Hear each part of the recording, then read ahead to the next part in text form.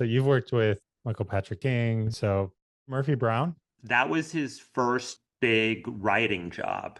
I think he was head writer. He became head writer. Yeah. An interesting thing about Michael, talk about this a little bit in my book, but we started out together at Circle Rep, which was this off-Broadway theater, and they had a black box space. And if you were in the lab, and we were both in the lab, you could put up shows in this lab, and it was very experimental, and it was like a incubator for actors and directors and designers. And at that time, this crew, including Michael, was really concerned about Michael because he lived in this basement in the Upper West Side. And there were times where he couldn't afford electricity.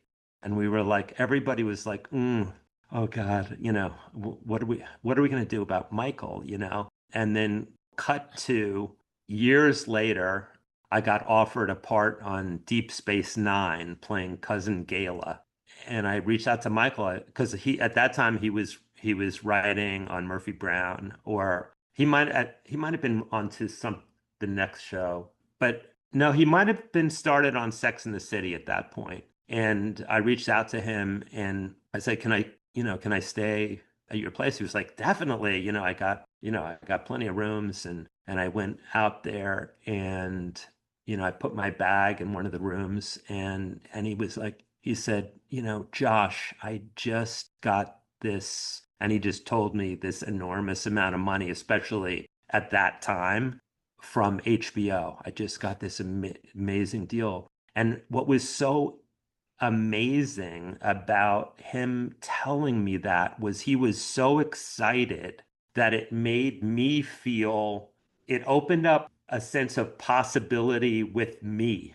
Whereas some people, when they talk about something, they're a bit contracted, or they're trying to use it to leverage positioning in some way, which leaves people feeling diminished. But I learned so much in that moment of just being enthusiastic about what you've created or what's going on in your life. And that I think so many people think if I do that, it's going to make other people feel less than. But it just made me feel, like, wow, this is that it wasn't even a possibility in my mind that you could make that kind of money making art.